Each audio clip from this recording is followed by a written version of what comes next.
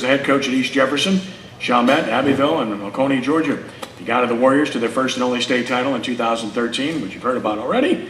He earned National Coach of the Year honors, and he has his 10th-seeded Hahnville Tigers in the 5A state semifinals this Friday night. First time since 2003. They face Acadiana in Scott, Louisiana, and that'll be a great football game. Please give a warm welcome to Coach Nick Saltaformaggio of Hahnville. Nick?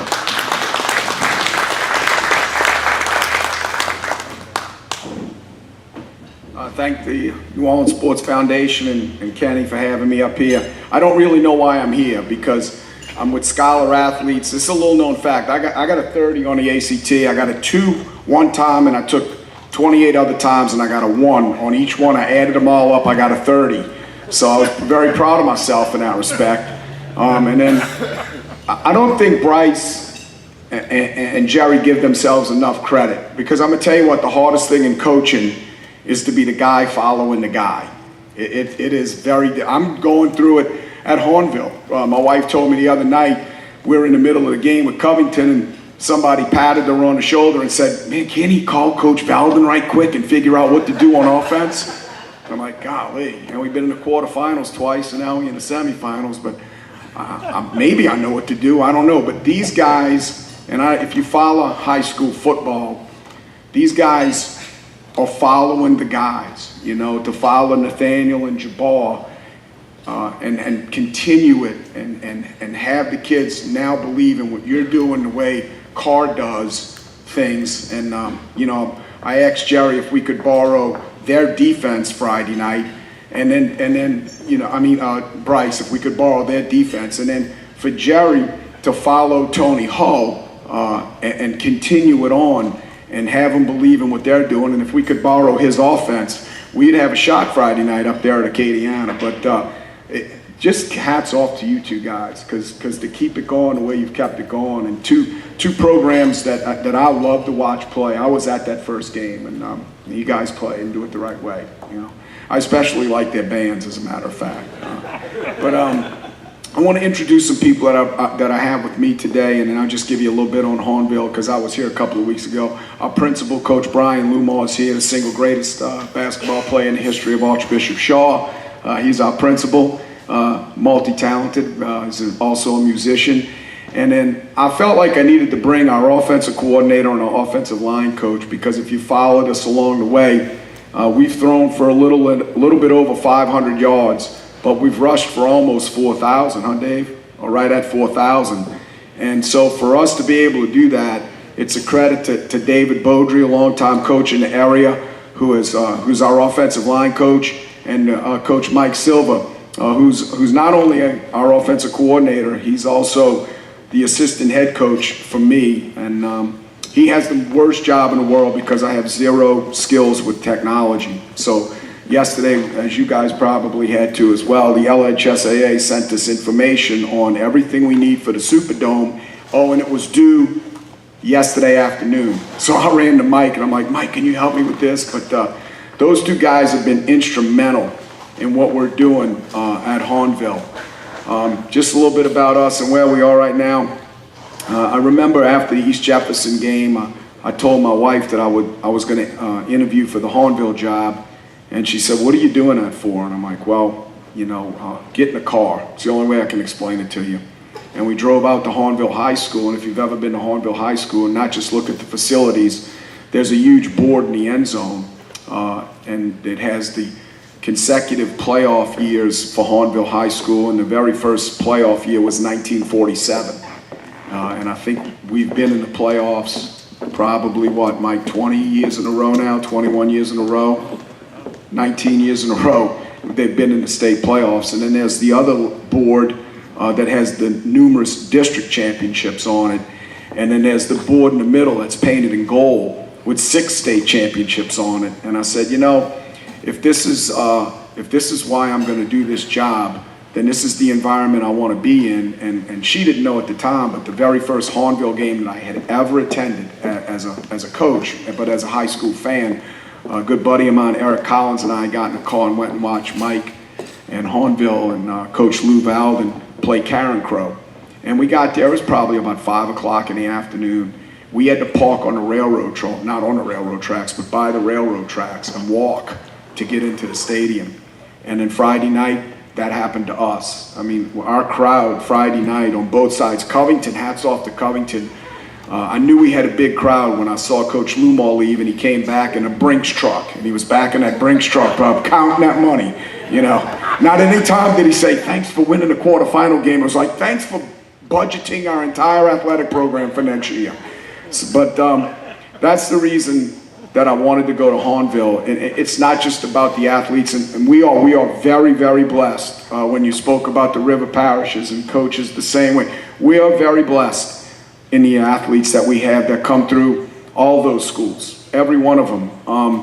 But we're also blessed from the standpoint that, much like St. John Parish, St. Charles Parish, makes an unbelievable commitment to athletics, an unbelievable commitment. Our weight room facility probably rivals Chalmette in some ways, you know, and our fields, our practice fields, any equipment that we need. We were walking in the door a little while ago, and our Safe Schools coordinator called me on the phone and said, hey, I got you $5,000 extra to buy helmets with. I mean, you just don't get that in a whole lot of places. Definitely not in Louisiana. So we're very, very blessed, and I feel very, very fortunate. But a little bit about us and where we're going. We went from one meat grinder 2 weeks ago up at Ruston, and then we got in another meat grinder last week against Covington and Devin Broomfield and a big offensive line. And you know what kind of football team you're playing against when you come off the field and you tell your defensive kids, man, you did a great job defending Broomfield. Oh, by the way, he had 37 carries for 270 yards, but you did a great job defending him, you know. And he's just a big, giant back, and they had a great football team. And as a reward for that, we get to go up to Acadiana. And again, Acadiana, they look a whole lot like, they wear green and gold, so they probably look like Notre Dame with their offensive line. Everybody starts 300-pounders, right? Everybody wants to talk about their 300-pounders. We start 2 300-pounders. They start 5 legitimate 300-pounders. One of them is about 6'5", 350, and can roll and can run.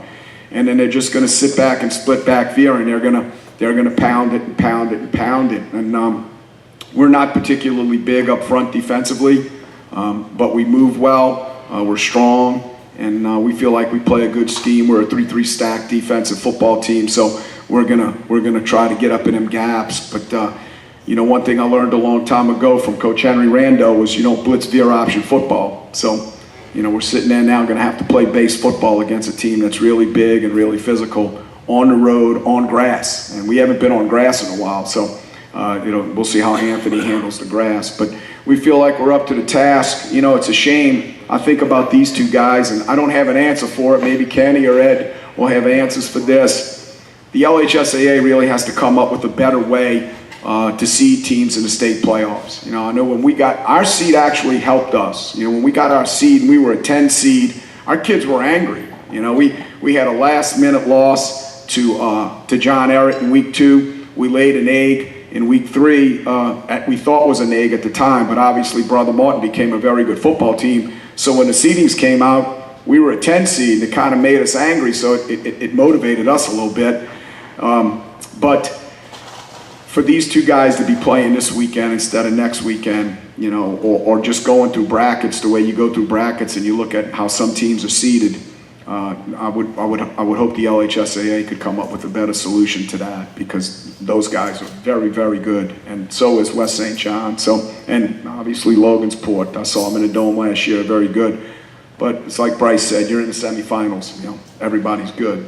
But I just appreciate you having me up here today. Hopefully we can get up to Acadiana and do what we need to do. I asked Coach Watney, and I remember asking Coach Curtis this when we won at East Jefferson. I said to myself, if going to the Superdome one time, if that's ever enough, do you feel like you fulfilled your life's ambition if you're a high school football coach? I can tell you, you guys know this because you've been in it, you know it. One time is never enough. It's just not. I mean, you'll experience it one day at Chalmette. I can't tell you how unbelievable it is for your kids and your school when you get to this moment and get into that Superdome. Kids who don't even know you play football at the school, they're they're in, drama, and they didn't even know you have a football team, all of a sudden come up to you and say, Coach, can we get tickets to the football game? It's fantastic. So hopefully we can go up to Acadiana and get it done and get Hahnville back in there. It'll be the first time since 2003. Any questions? Where is Acadiana? Yes, sir. Coach, I remember seeing a profile that Friday Night Football did on your program in preseason, and I remember you saying, telling Hooker Williams, saying, thank you for coming to Hahnville. Yeah. Now I understand him, and he's a dynamic player. He's absolutely, and I hate to say this because I'm standing next to Easton and Carr and West St. John. Kenny and I have gone round and round over this. He's the best football player in the state of Louisiana. We don't, for a lot of reasons, we're not very dynamic as far as what we do offensively.